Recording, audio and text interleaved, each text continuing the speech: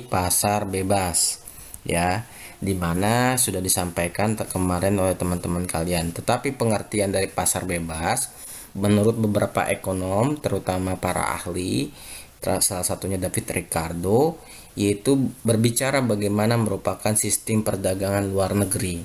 Setiap negara ini melakukan perdagangan tanpa ada halangan negara lain atau negara itu sendiri. Itu namanya pasar bebas. Contoh nyatanya begini di pasar bebas saat ini. Ketika Indonesia ingin membeli sebuah pesawat tempur, ya, waktu kemarin itu lagi heboh banget Indonesia karena alutsistanya itu sudah mengalami penuaan atau masa-masa yang sudah tidak layak untuk terbang. Nah, di mana pesawat tempur Indonesia ini diinginkan antara buatan Rusia, Amerika, tunggu ada yang masuk, dan beberapa negara di dunia yang menawarkan penjualan pesawat terbang. Nah, tetapi ada hambatan-hambatan, ya, terutama bagi misalnya Indonesia ketika membeli pesawat yang dari Rusia, Amerika kan marah. Nah, ini sebenarnya melanggar yang namanya perdagangan bebas dunia, ya. Tapi memang itu adalah salah satu agreement yang pernah Indonesia sepakati. Nah, namun demikian sebenarnya arti sesungguhnya pasar bebas Indonesia ketika ingin membeli barang dari negara lain itu tidak punya halangan. Jadi namanya bebas, ada kebebasan untuk membeli dari manapun negaranya. Ya, akhirnya Indonesia kemarin sepakat dari Menteri Pertahanannya membeli 46 pesawat dari buatan Perancis. Nah, ini yang disebut namanya pasar bebas. Ada ekonom lain seperti Adam Smith, yaitu juga menyatakan bahwa pasar bebas ini ada sebagai suatu wadah yang menampung yang dihasilkan setiap individu berpangkal pada paham kebebasan yang diberikan kepada pelaku. Hampir sama dengan David Ricardo, dari Adam Smith ini menyatakan pelaku ekonomi ini menjalankan kegiatannya sesuai dengan keinginan mereka tanpa ada campur tangan pemerintah, menurut Adam Smith. Jadi ada kebebasan liberal. Dua paham ini yang dikenal kemudian di Prancis namanya laissez-faire, kebebasan, ya, liberalisme atau paham ekonomi bebas. Nah, kemudian ada juga ciri-cirinya dari pasar bebas ini, alat dan sumber produksi diatur oleh individunya sendiri sebagai pelaku dalam pasar, ya. Jadi ekonomi ini diatur oleh pasarnya sendiri, individunya, ya. Jadi sebagai kegiatannya ini diatur oleh pasar-pasar yang membebaskan. Oh, saya mau ngatur ini. Nah, tidak ada campur tangan dari pemerintah. Kemudian ada ciri berikutnya, pembagian kelas. Ada pekerja atau dikenal dengan istilah buruh atau labor, dan juga ada kelas pemilik modal. Nah, ini ciri-ciri dari pasar bebas. Kemudian ada juga berikutnya cirinya persaingannya optimal profit, ya, semua pengen maksimalkan keuntungannya. Jadi ya mereka kompetitif dan sebagai konsumen kita punya pilihan banyak, ya. Kalau dulu ya Indonesia sebelum mengalami pasar bebas hanya beberapa terdapat pilihan yang dikenal dengan sistem monopoli. Contohnya seperti apa? Ya, teman-teman dulu kalau mau beli bensin hanya pergi ke Pertamina, menggunakan listrik yang dari PLN, apalagi air minum misalnya PDAM dan sebagainya. Tapi sekarang tidak. Masyarakat atau teman-teman sebagai konsumen bisa melakukan bebas memilih mau beli BBM atau bensin, tidak harus ke Pertamina, bisa saja ke Shell, bisa saja ke Total, bisa saja ke BP dan sebagainya. Ini adalah ciri dari pasar bebas. Jadi ada keuntungan optimal profit sebagai masyarakat atau sebagai konsumen, juga memiliki keuntungan yaitu pilihan yang banyak.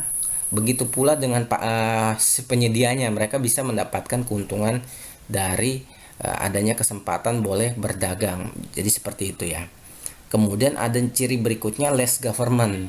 Less government ini adalah sedikit peran dari pemerintah untuk dalam intervensi dalam kegiatan pasar. Nah, dampak positifnya yaitu memperluas lapangan kerja dan memperbesar peluang kerja bagi masyarakat. Jadi ini semakin banyak lapangan kerja yang akan disediakan. Kemudian untuk menambah modal atau pendapatan kebutuhan ekonomi. Ini positif. Jadi ketika terjadinya lapangan kerja baru, masyarakat juga tergerak dengan ekonominya, modal atau pendapatan yang muncul dari kebutuhan ekonomi, ya. Kemudian pengusaha atau perusahaan dalam negeri Indonesia akan mendapat dorongan baik itu secara tidak langsung untuk meningkatkan produknya agar dapat kompetitif nih bersaing dengan produk-produk di luar negeri. Ini dampak positif dari pasar bebas. Namun juga ada beberapa lagi yang hadirnya beberapa produk luar negeri di Indonesia akan memberikan inspirasi bagi produsen di Indonesia untuk menciptakan inovasi dalam produk-produknya, ya. Sebagaimana kita ketahui bersama, ada prinsip di Indonesia yang namanya ATM, amati, tiru, dan modifikasi. Ini menjadikan sebuah contoh inspirasi ketika ada misalnya produk, katakanlah contohnya handphonenya ini flagshipnya misalnya Samsung. Nah, Indonesia bisa membuat, oh ternyata layarnya begini, kecepatannya begini. Nah, bisa membuat handphone buatan dalam negeri.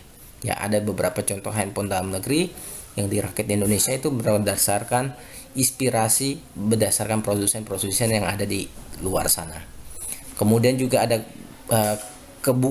kesempatan kerjasama antar negara yang luas dalam bidang ekonomi. Ya, contohnya yang tadi saya sampaikan pada awal, ketika Indonesia akhirnya memutuskan membeli pesawat Rafael dari Prancis, ini ada kesempatan kerjasama nih, yaitu kerjasamanya nanti ke depannya dalam setiap perakitan pesawat Indonesia mendapatkan kesempatan untuk mempelajari teknologi cara merakit pesawat dan sebagainya. Nah, namun demikian juga ada dampak negatif yang ditimbulkan dari pasar bebas. Kegiatan produksi dalam negeri dapat meningkat secara kuantitas dan kualitas. Kemudian ini tidak dirasakan meningkat sih secara kuantitas dan kualitas, tapi tidak dilakukan oleh orang Indonesia sendiri, ya. Tapi dilakukan oleh pihak luar langsung di sini memproduksi, namanya direct investment. Jadi mereka menanamkan modalnya, mereka mempekerjakan orangnya mereka sendiri. Tetapi negatifnya juga devisanya melalui biaya masuk dan biaya lainnya atas ekspor dan impor. Jadi langsung dikirim juga, ini tidak membuat pabriknya di Indonesia, tetapi langsung dikirim berdasarkan rakitan yang ada di luar. Nah, melalui import yang dikirim dari luar ke dalam negeri, kebutuhan dalam negeri dapat dipenuhi, tetapi dampak negatifnya barang-barang yang di dalam negeri ini akan sangat-sangat bersaing, terutama apabila barang yang dari luar ini mempunyai kelebihan yang dibandingkan dalam negeri, ya.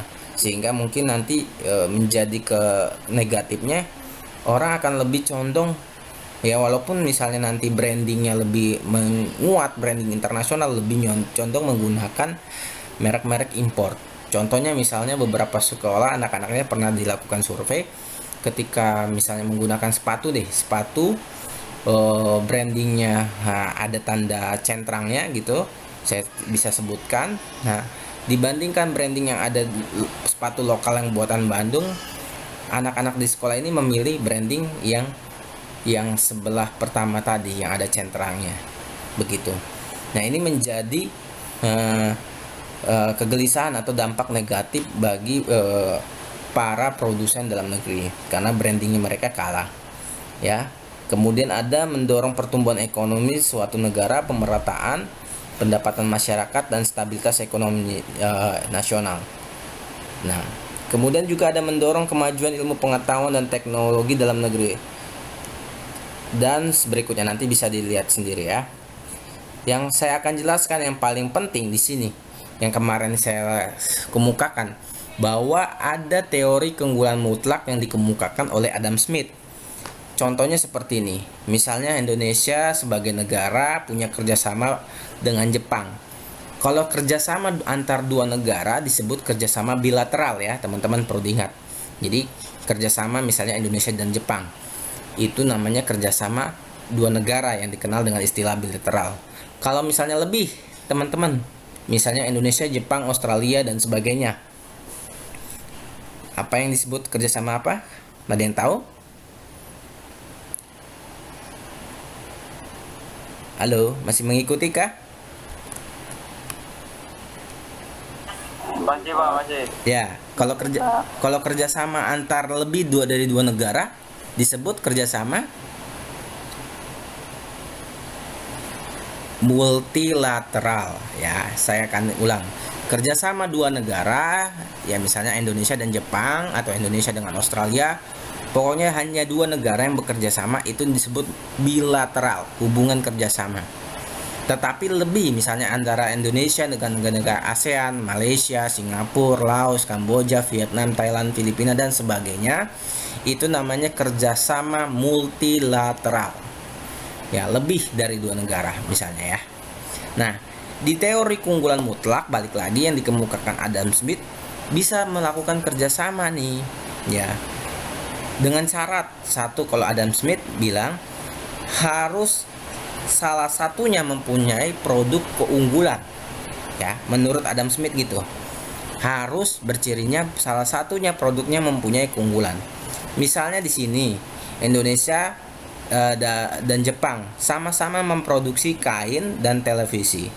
Sebelum melakukan kerjasama, datanya Indonesia itu bisa memproduksi dari misalnya satu pekerja dia bisa memproduksi 30 meter kain ya. Kemudian ketika Indonesia memproduksi televisi, satu pekerja bisa menghasilkan 60 unit TV ya. Ini. Sementara Jepang kalau berbicara dengan memproduksi, ternyata Jepang bisa menghasilkan kain satu pekerja 60 meter. Sementara dengan produk TV-nya hanya bisa memproduksi 20 unit, sorry. Nah, Indonesia mempunyai keunggulan dalam memproduksi TV. Jepang mempunyai keunggulan dalam produksi kain. Nah, hal ini bisa menjadi pertukaran. Loh, kenapa? Daripada saya tidak efektif pekerja saya alihkan kepada ini supaya produk yang TV ini lebih efektif. Jadi beralih fungsinya. Ya. Ketika itu maka fungsinya kita lihat dasar tukarnya bagaimana. Bagaimana mendapatkan 1 meter kain sama dengan setengah unit TV. Ini dari Indonesia misalnya memproduksi kain 30 dibagi 60 sama dengan setengah unit TV. Ini menjadi dasar tukarnya. Kemudian Jepang yang memproduksi kain keunggulannya dibagi dengan TV 60 bagi 20 maka 3 unit. Sorry, di sini salah nih. Di sini harusnya 3 unit. Ini saya salah ketik. Gitu ya. Jadi ini yang menamakan dasar tukar. Dasar tukar ini yang melihat bahwa produksinya lebih unggul siapa. Begitu ya. Jadi ternyata adalah pertukaran antara yang unggul ini dengan yang ini ya. Indonesia akan bertukar mengalihkan sumber daya manusianya menggunakan untuk memproduksi TV. Sementara Jepang akan bertukar memproduksi kain. Begitu ya. Nah, kemudian muncul teorinya komparatif yang dikemukakan ada Ray David Ricardo. Karena tadi dibilang Adam Smith bilang hanya bisa terjadinya hubungan perdagangan bebas atau kerjasama bilateral jika negara ini mengalami keunggulan ya, jika mengalami keunggulan salah satu produknya. Pertanyaannya, bagaimana kalau negara itu nggak punya keunggulan? Contohnya misalnya di sini ada Jepang dan Prancis. Jepang ketika memproduksi anggur per botol itu bisa memproduksi harganya $3, televisi per unit $4. Sementara Prancis bisa menghasilkan $6 dan televisi bisa menghasilkan $5. Dengan kata lain, Prancis ini unggul dua-duanya produk baik anggur maupun TV. Ya. Maka daripada itu, apakah pertanyaannya bisa gak kerjasama? Apakah bisa gak terjadinya kerjasama bilateral? Jawabannya menurut David Ricardo bisa, dengan teori keunggulan komparatif. Caranya bagaimana? Kita lihat dulu. Untuk Jepang, produksi anggurnya 3 dolar dibagi 4 dolar. Sorry, ini salah juga nih. Ini bukan TV nih. Maka hasilnya, benar, ini TV. 0,75 TV per unit. Ya. Jadi si Jepang bisa memproduksi 0,75 TV per unit. Kemudian Perancis ketika memproduksi anggur, ya, 6 dibagi 5, berarti mempunyai keunggulan 1,2 TV per unit. Dibandingkan Jepang, ya, ketika memproduksi anggur, ya, 4 dibanding 3, berarti 1,3 botol per anggur. Sementara Perancis 5 dibagi 6, maka 0,8 botol per anggur. Terjadi pertukaran, ya, Perancis akan memproduksi yang namanya TV karena melihat keunggulannya ternyata lebih lebih unggul di TV dibandingkan anggur. Sementara Jepang akan memproduksi anggur. Dari data ini, begitu teman-teman, ini mengenai teori keunggulan mutlak dan teori keunggulan komparatif yang kemarin saya belum sampaikan hitung-hitungannya secara rinci. Silakan jika ada pertanyaan untuk mengenai ini, karena ini saya akan bagikan nanti pada saat ujian tengah semester nanti. Silakan. Jelas semua kah?